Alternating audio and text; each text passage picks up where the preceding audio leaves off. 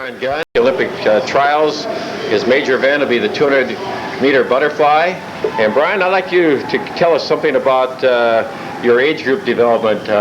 If you could just tell us when you begin to increase your training, when you went into double workouts, that sort of thing. I probably started swimming when I was 6 years old and just went through basic country club swimming.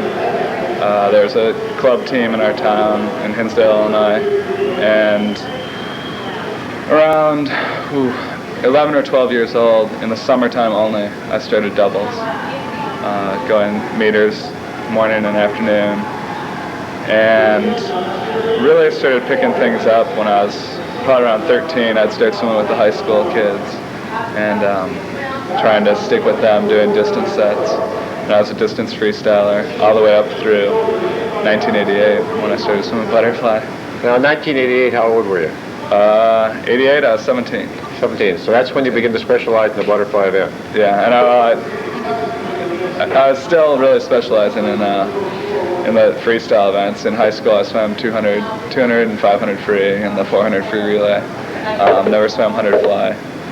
Although that's one regret from high school swimming is that I didn't swim the 100 fly. But I was always focused on the distance training. Well, how old were you when you swam your first 200-meter butterfly? Probably when they first offered it. Was that 11, 12, or probably 11, 12 age group if they offered it. Okay. Or maybe not until I was 13. So I'd say 12 or 13 until I swam my first 200 fly. Do you have any specific drills that you feel are important in the development of your butterfly stroke?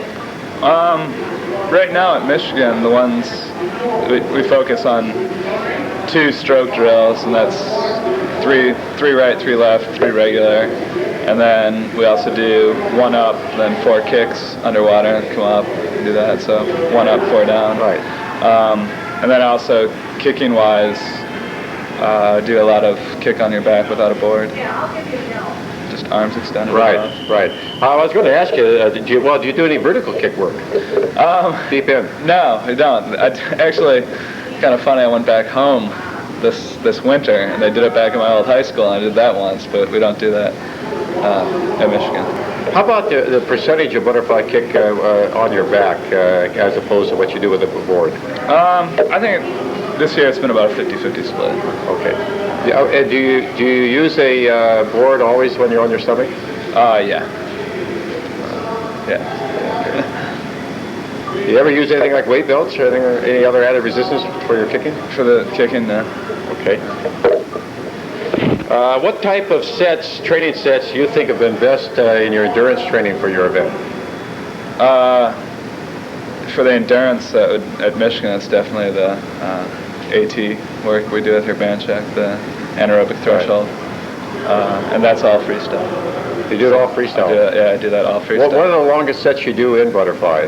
The longest distance within a set and the number of repeats?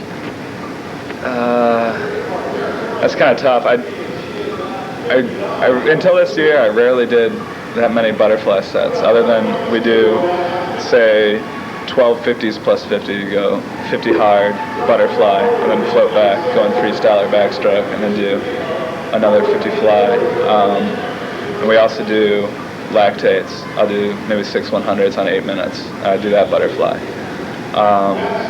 There are a couple of individual workouts. This wasn't something we did on a weekly cycle, just something we did maybe once a month. Did maybe a 2,000 or 3,000 meter set butterfly. But really focused, the endurance was freestyle, and then more technical and more lactate and aerobics. So do you have a little bit of trouble holding your stroke breaking down when you swim butterfly longer sets? Not really. I mean, I think any butterfly is gonna have that problem, but there's not that big of a problem.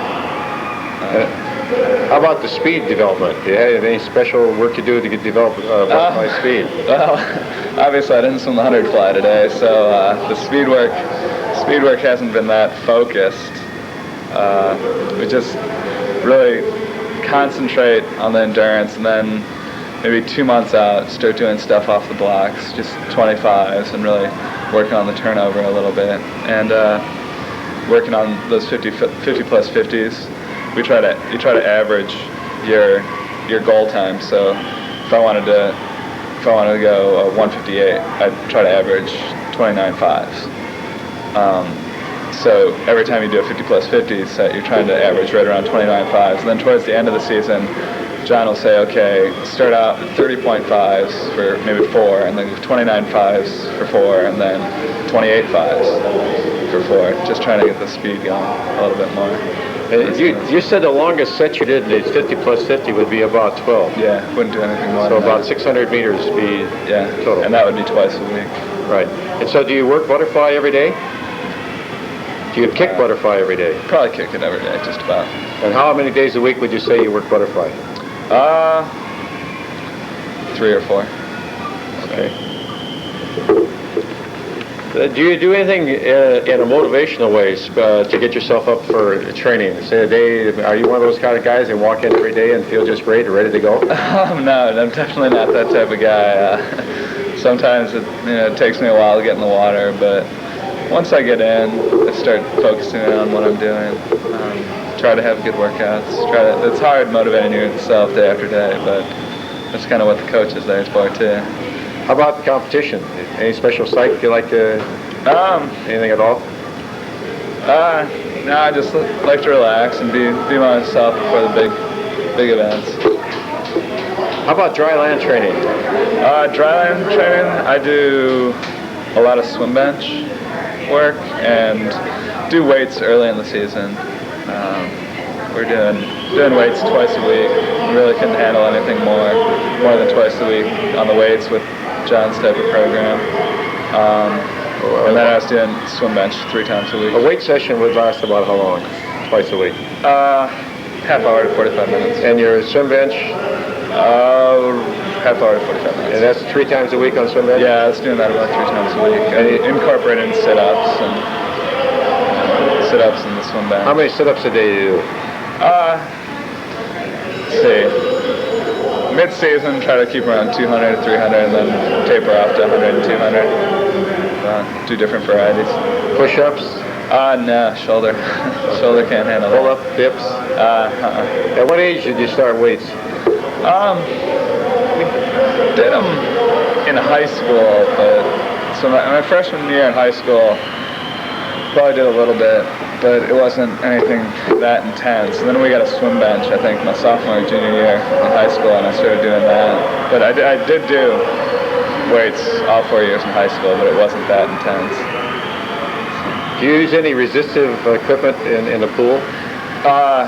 Yeah, at Michigan, this again, probably the last 2 months out. So maybe we started back in January with cords. Just tie those to the block and go out 25 meters, and then come back 5 meters and go out the 25 meter mark again, and then go back another 5 meters. Then we also did 100 continuous. We had a belt where it just had a loop where you could turn it around, so you go out, turn it around quick, and sprint back, someone pulling you in, then go out again. So you had somebody reel, a teammate reel you in? Yeah, John likes, that's something that speed assisted work, yeah. He really likes that sort of stuff. How about any special advice as far as sleep and rest, possibly nutrition? Anything you do? Started college life. How do you handle hard. Morning workouts?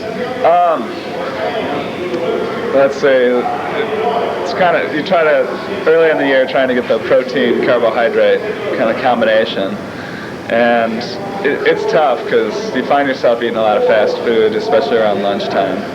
Breakfast is easy if you had enough time in between your workout and your class. If you had an hour or two, you can make some cereal. You're gonna have good carbohydrate. Pancakes are easy to make. Good carbohydrate there. But you have to be really disciplined about your nutrition, and that's hard. You find yourself cutting back on little things like vegetables and fruits, things that you really need. Do you have to break away from the college crowd to get to bed early enough, or can you just find you have to go with the flow? You find yourself going with the flow a lot, but Your body knows when you're burning the candle at both ends. Sometimes you're burning it at 3 or 4 ends. You do have to break away, but you manage to have your fun. You can't go out on the weeknights, which a lot of college students do.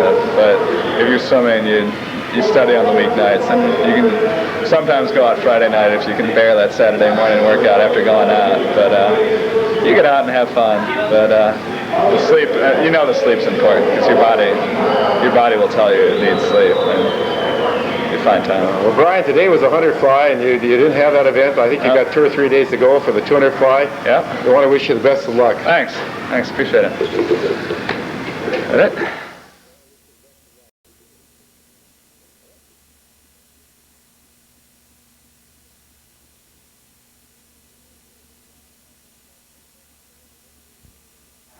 This is and also just with strength, overall strength. Plus mentally, like I wasn't just in one sport, and I was having fun with it, everything. Right. And then I learned it, I got focused in on one.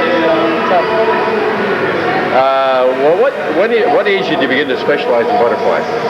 Gosh, probably not. I mean, I was always a really good butterflyer since I was little, because I have such big legs. But I was probably never really started focusing. I mean, '88 was the first time I made a trip from that event, and but I've always been a good butterflyer since I was little. So I guess I started thinking, okay, this butterfly's going to be my event around '87. It's like I really started focusing on that shoulder to help me out with that. When you're training in butterfly, how many days a week do you train fly? Well, usually almost every day we do at least, some kind of butterflies that maybe 25s or 75s or drill or something, but it's not a lot, So let's say we might have like a main set of butterfly 3 times a week, that's a main set or something, but it varies, Especially, Foxcatcher versus college was totally different too, because at college you do a lot more quality butterfly, whereas in Pennsylvania you do a lot more over distance fly. And I was at the Olympic Trials training camp in 1987, November 1987 in Hawaii, and I came in on the back half of your 14,000 meter butterfly swim. Right. Can you tell me a little bit about that? And really, that's the longest distance I've ever heard about of anyone swimming butterfly. Right. Well, I've actually done 16,000 before that, but that's beside the point. I think the best thing that they do for you is mental. It's all mental. Yeah. Like I like to do something crazy. I love doing dryland work, and I've also done some silly dryland things that people think I'm nuts for doing, but mentally they really help me because I'm focused in on what I'm doing, and it proves that I can do something that's crazy, kind of. But so like the 14,000, it was kind of like to be able to show that I could do, for myself, my own mental thing, and be able to, I'd done the 16,000, but I had gone a little slower, and so I could be able to go faster, and also just to see that I could do it. It's just mainly mentally afterwards, you're just like, if you can make that, your shoulder's hurting so bad, your body hurt. Naturally your stroke starts falling apart, but mentally you can do anything after that. Yeah, normally what would be a long set in practice for you? Like what duration?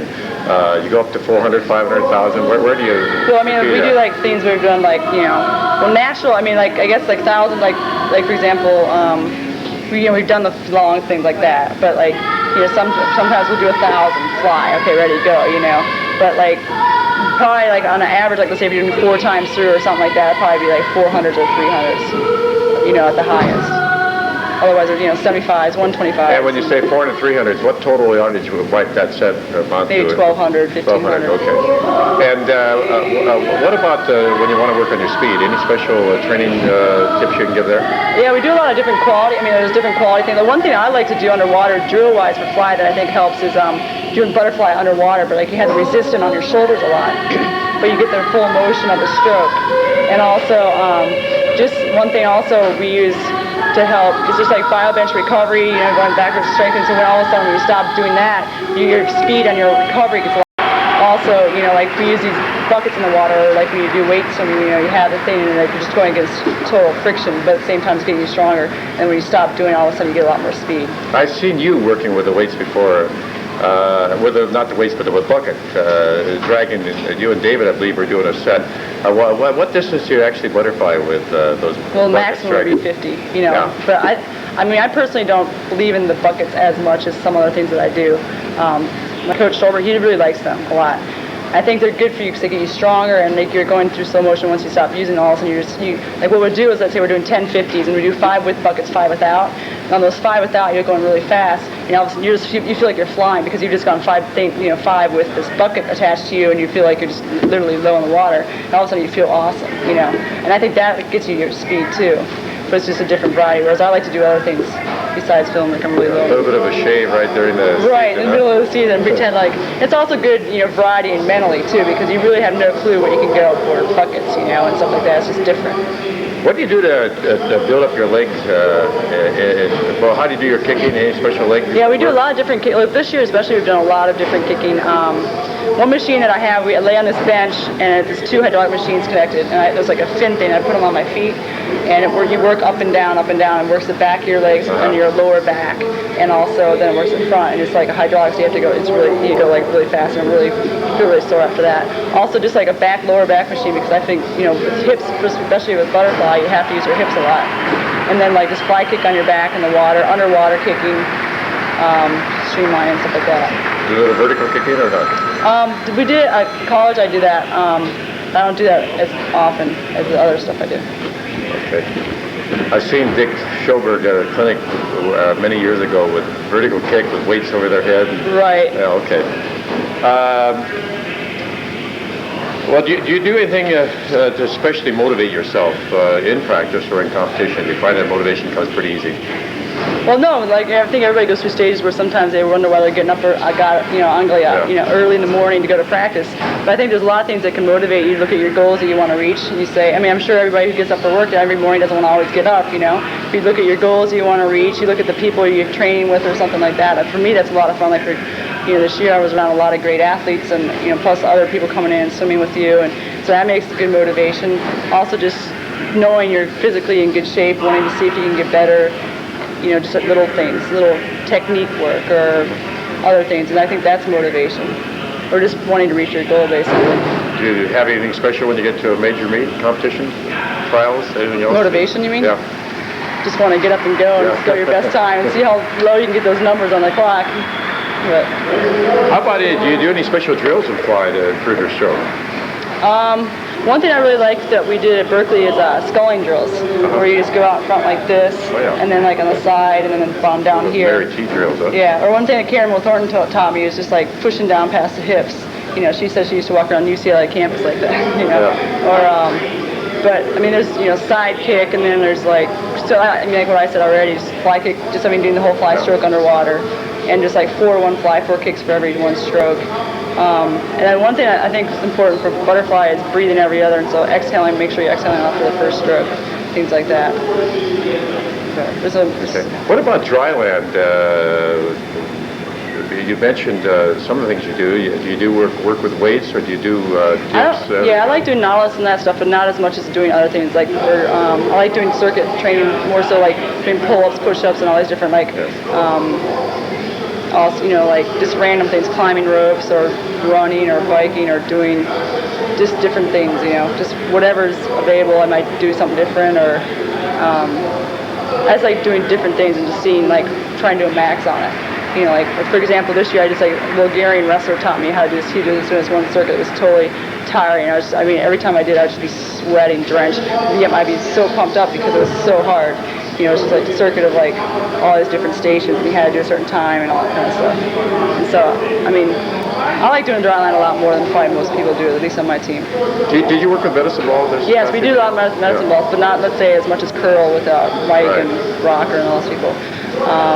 This year I didn't do as much as some other times. But I think those are really good for flexibility work. Coming into the trials this year, having swum as long as you have, did you take a little different approach this time around? And I'm talking about in your training. Taper-wise, or training, maybe in your training, was it as intense as actually, since I had mono last spring and summer, I wanted to make sure I was healthy. And then, but this fall, I was training with 5 guys most of the time, and so I don't consider myself that much fast of a swimmer in practice. Like I don't train that fast a lot of times. I like to focus on dry line. If I get broken down, I'm broken down. I get in the water. If I'm going slow, oh well, But this year I was like really I was training a lot faster, a lot more consistently, even though I was doing all this extra dry land work. So I guess, so I was like, okay, I gotta make sure I rest enough before I get to trials, So I feel like I've actually done a lot of work this year. Well, Trina, luck in your races, or in your race, I guess, the race. Yep, 100 flyer pepped me up for that one. Okay. All right, thanks. Thank you.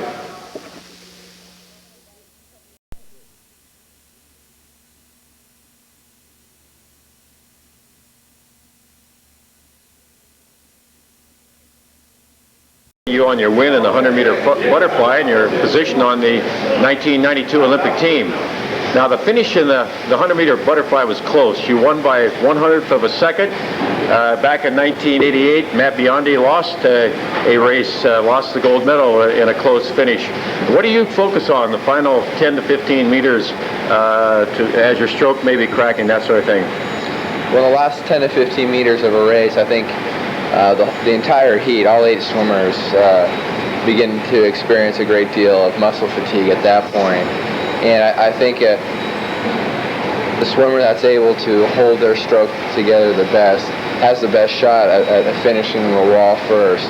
And in the race here at Olympic Trials, with 20 meters to go, I was feeling severely fatigued and was having my doubts as to whether I'd be able to finish well.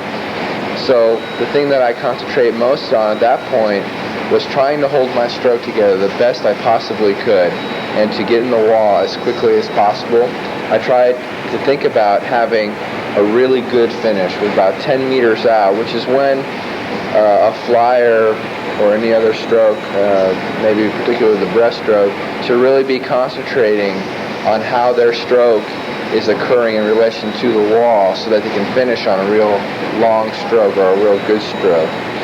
So with about 10 meters to go, I'm thinking I got to have a good finish because I'm sensing at that point that it's a very tight race.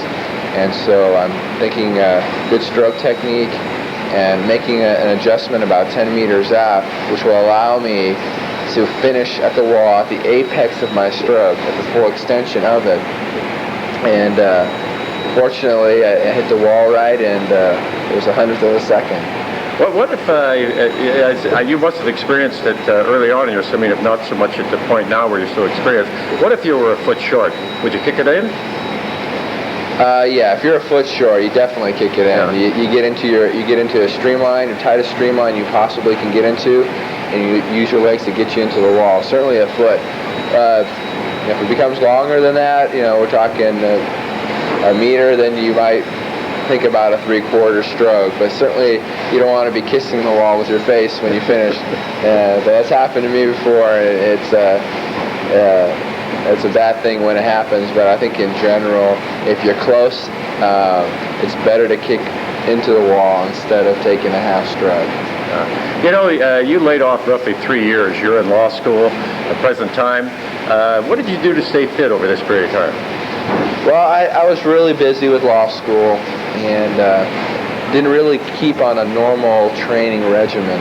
I think I've had an athletic background my entire life with swimming, so I really couldn't divorce that from my daily routine, but I did come close to doing that with the commitments I had studying.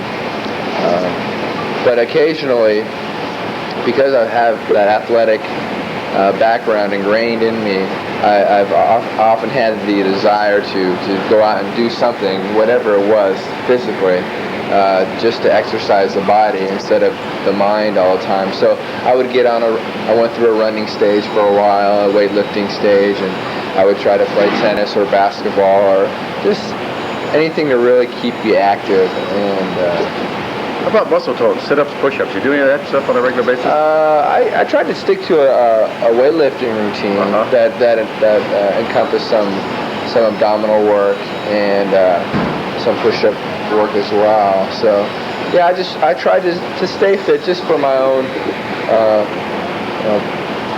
personal feelings about my shape and my conditioning. Really wasn't looking at it as with an eye toward a competitive experience in the future. I was just thinking it more in terms of general fitness and feeling good about myself. What about nutritional demands that you make on yourself? Did you do anything special there to hold your weight in check? Not really. Since I've started my comeback, I've paid more attention to nutrition, because nutrition is more and more each day. We're learning that nutrition is a vital part of the training regimen. It's not just work. It's what you put into your body that also is very crucial to one's training. But while I was out of the sport, I didn't really follow a specific nutritional routine. What about, you mentioned the dry land training. I know in '84 when you're on the team, and I watched you many times working with the bands. What type of dry land work do you feel is quite important for maintain strength? Well, I think, to maintain strength, certainly a weightlifting routine is vital. For me, I feel it's especially vital because now I'm only concentrating on the 100 meters butterfly, which involves a great deal of strength. Sprint strength is needed in that event. So I feel like the weight routine is vital to any sort of success in that event.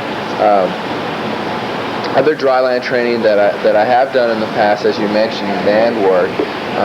Now I don't do as much band work as I did in the past, mainly because we're trying to achieve a proper balance between workload and rest, and we're discovering more and more every day that there is not an infinite amount of work that an individual can do and be successful. There are limits, and there's a proper balance that needs to be attained between training and rest. And when you throw band work into that formula, that puts quite a burden on the athlete. So that has to be carefully planned into any sort of training schedule. And with that in mind, we've sort of modified the amount of band work that I've done this year. In training with the Stanford men's swim team, we did bands only twice a week, and that was mainly speed-oriented work. Worked a lot on turnover and rate work with the bands. And so that's basically all we did with band work. Another dryland aspect to my training, and I think it's the most important dryland aspect, though it's not necessarily strength related, is flexibility. And I tried this year, in these past 6 months, to set aside at least a half hour each day, usually an hour each day, devoted entirely to flexibility work. And it's a comprehensive flexibility routine. It gets a lot of muscle groups on my body, and I've really emphasized that. And I think a great flexibility program is an aspect of training that is so overlooked, yet so crucial in at least two ways. Number one, a more flexible physique responds better to muscle fatigue, or can react better to the effects of fatigue in a race. A more sinewy muscle fiber does not get as tight toward the end of the race as a muscle fiber that has not been worked, has not been stretched out.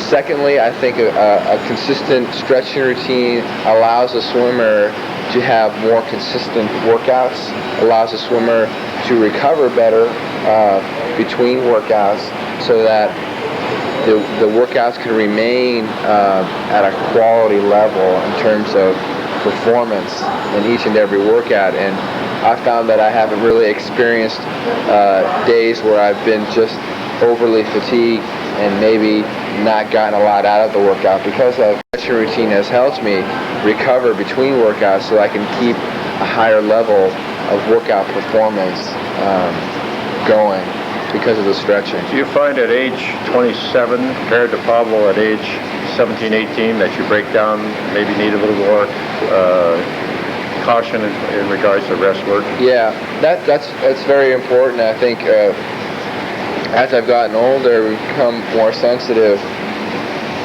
to the effects of training on the body.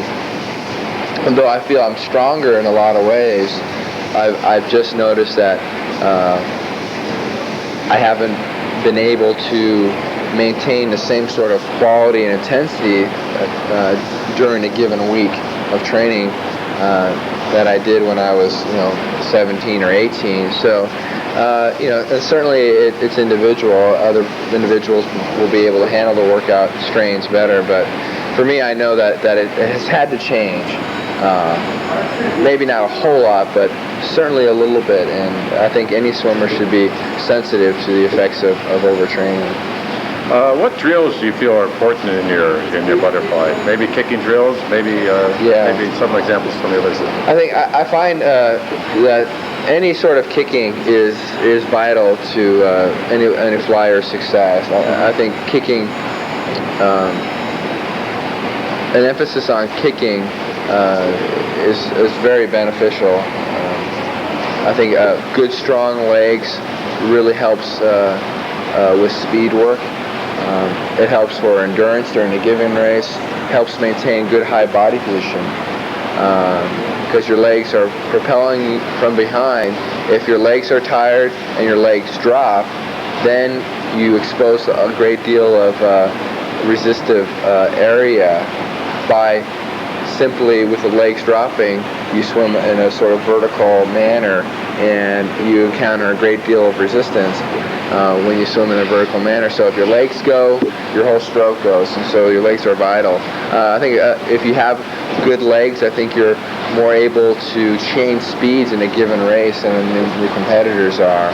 So for example, if you're swimming a 200 butterfly and you're swimming a good easy stroke the first 100, feeling good, when your competitors start to tire, you can add in your legs that third 50 and relative to the field make it seem like you're accelerating at that point.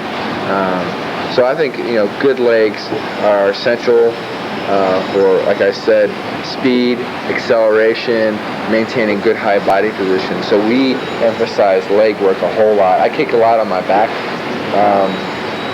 in a streamlined position on my back.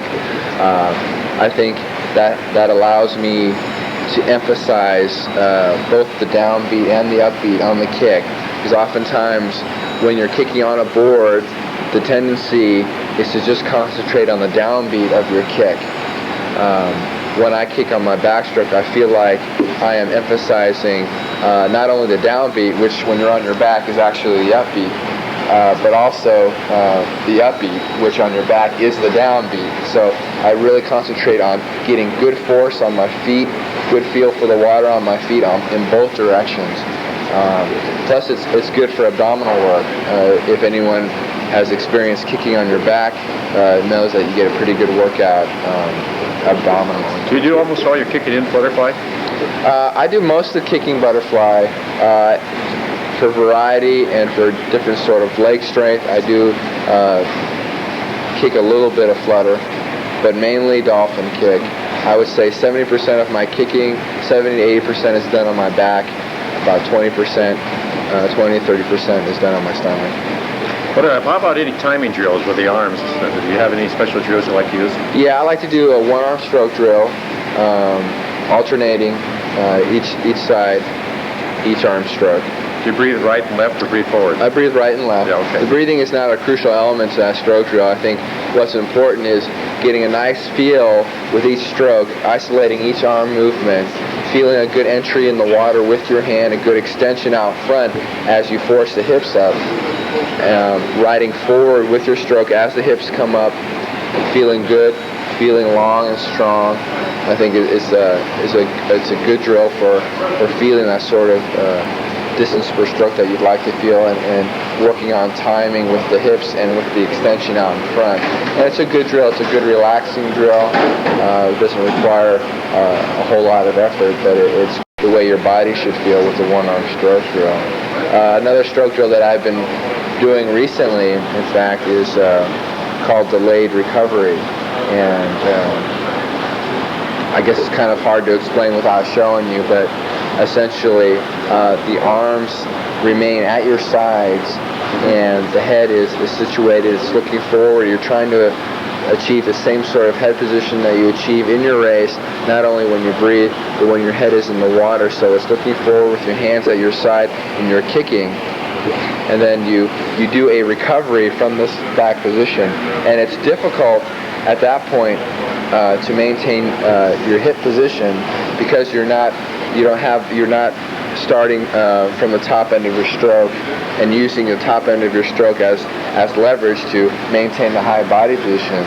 So the tendency in this drill is to really drop your hips, but if you concentrate on maintaining good hip position on your recovery, without the benefit of the front end of your stroke, you really get used to maintaining good high hip position throughout your stroke.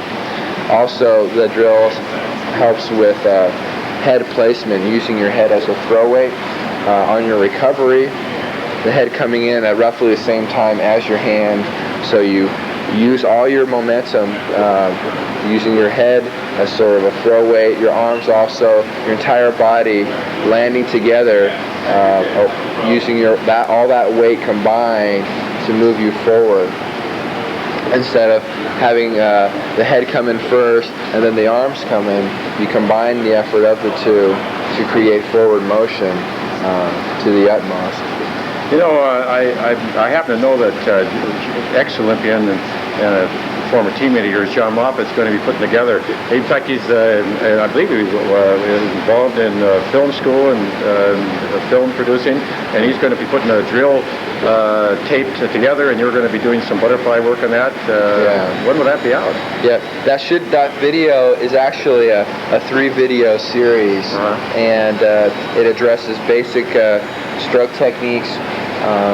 Then it will address more advanced training, and then training for triathletes and masters as well. And it's a very comprehensive video.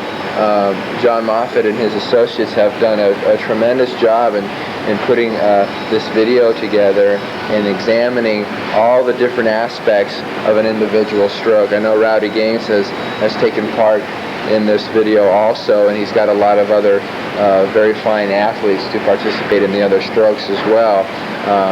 The camera angles that they were able to achieve in the production of this video are angles which I have never seen before, and were very exciting to watch and to see. I think it'll be a very beneficial video to look at and to examine, and there's a great deal of talk about stroke drills and about the background of some of the swimmers that are being used for this video. I think it would be a very valuable tool in the future to pick up. Will it be out this fall then? Yeah, I think it'll be available by the fall. John was trying to get it out before the Olympic Games themselves. Certainly by the fall, it should be out. Pablo, I want to thank you, and I want to wish you the best of luck at the Olympics. Appreciate it. Thank you. Bring home the gold. We'll go for it. Thank you.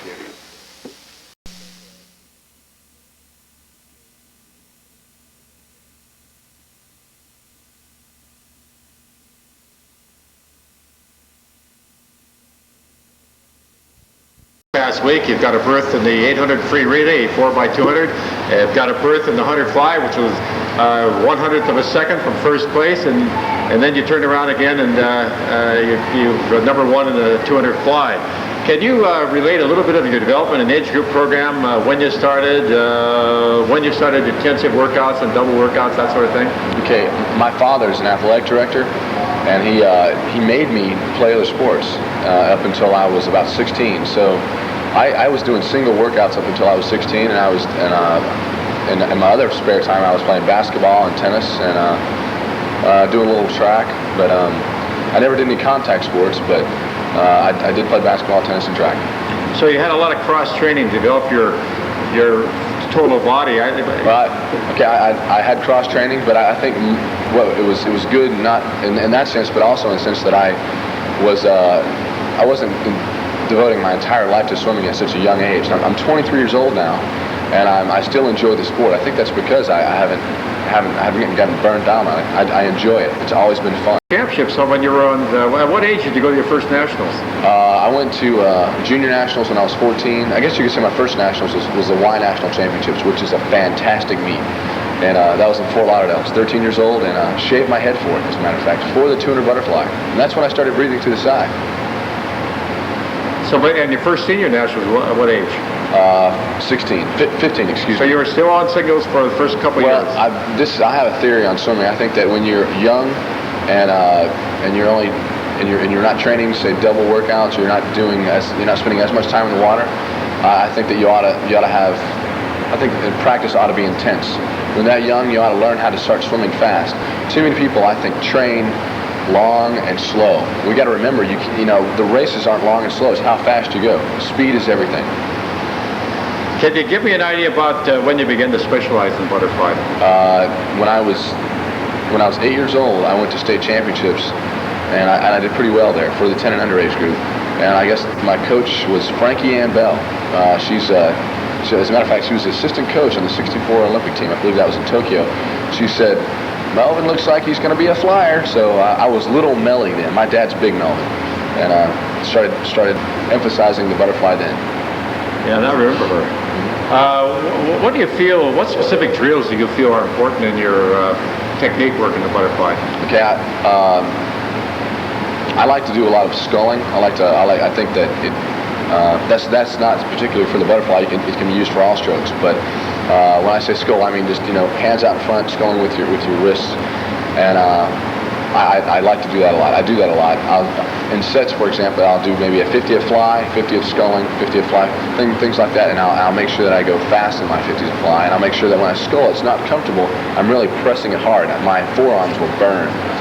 As far as maybe a fly-specific drill, I really like doing single-arm butterfly, and I do it with one arm down by my side. Reason being, if you put one arm out in front of you and you do the single arm fly, oftentimes you'll hesitate out in front. And if you train that way, then you'll hesitate. Then you'll have a tendency to hesitate when you do the entire fly stroke in a race or in practice. And when you hesitate, of course, you slow down. You have to speed back up, and we all know the law of inertia. So David Marsh used to harp on this. David trained me for a summer, and he said, do single arm butterfly, keep one arm by your side, and try to keep your continuous motion. So it's a very simple drill. We all do it, but I think it's good to do it and think about keeping a continuous motion, continuous turnover. And in your training for the 200 fly, and that has been your key race, and now it looks like you've got a few others, but at what distances? In other words, how far will you fly? You're worried about the stroke breaking down, and what total distance? First of all, I think when people train fly, they get afraid of it for some reason. I don't understand why.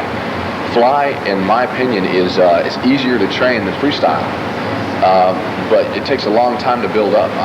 I never did long distances. As a matter of fact, I'm still building up now. Back when I was 13, 14, I never did any fly training. When I got to be 14, 15, 16, I started doing a little bit of fly training. You wait till after this is over. Does it matter? When I was 14 and 15, I started doing a little bit of fly training, and it's just escalated since then. And when I say started, I was doing 50s, 100s, and right now, 6, 7 years later, I'm doing as much as 1,000 meters of fly at a time. And how do you break that up? One shot? Now I'll go 200, 400, 600, 800, 1,000. Yeah. Okay. Mainly what I do when I do butterfly is I'll do 100s, 200s, and 50s.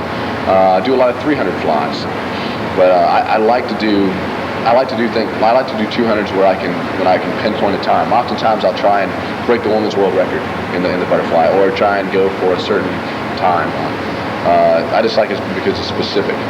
You know exactly where you stand. How about this year that you're merging as a 100 butterflyer? Like I said before, speed is everything. And unfortunately for swimmers, oftentimes by the time we start figuring things out, it's about time to retire. And I got a great coach in John Tremblay, and he believes in training a lot of speed.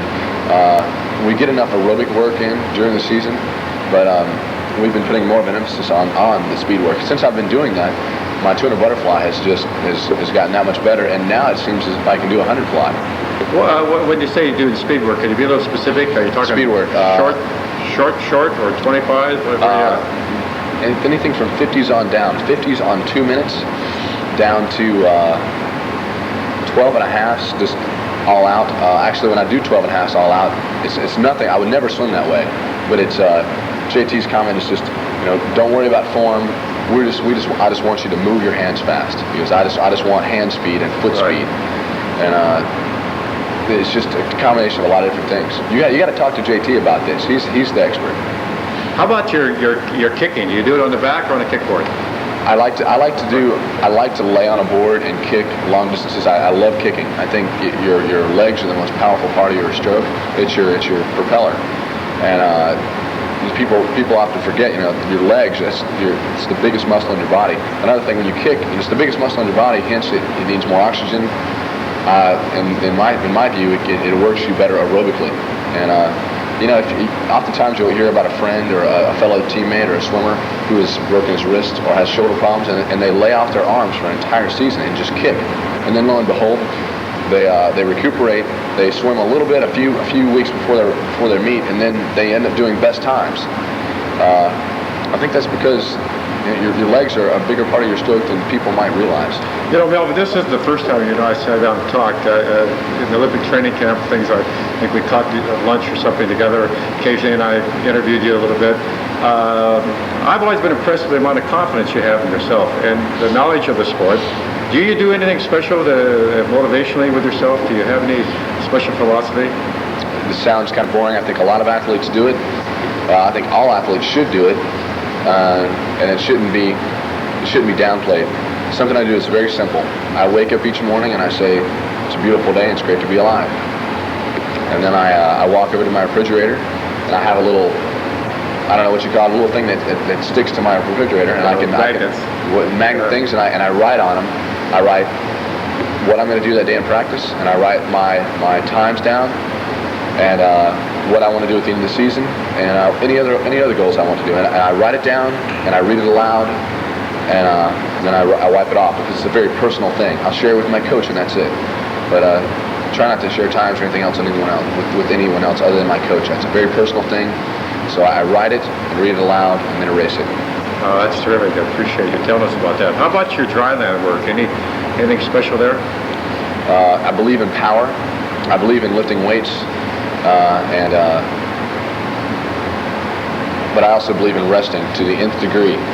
For example, 7 weeks out from this meet, I was going 5,000 meters a day. 3 weeks out, I was going 2,200 meters a day. But for some reason, I was still able to get home in under a minute in the 200-meter butterfly here. Some people are afraid of resting, and I think a lot of great swimmers didn't make the Olympic team this time around because they didn't rest enough, or they didn't have great performances because they didn't rest enough. I have a lot of faith in my coach, and I believe in resting. So what my point is, I believe in working hard, lifting weights, and being broken down, but I also believe in resting. Melvin, I want to thank you for taking time to do this, and good luck at the Olympics.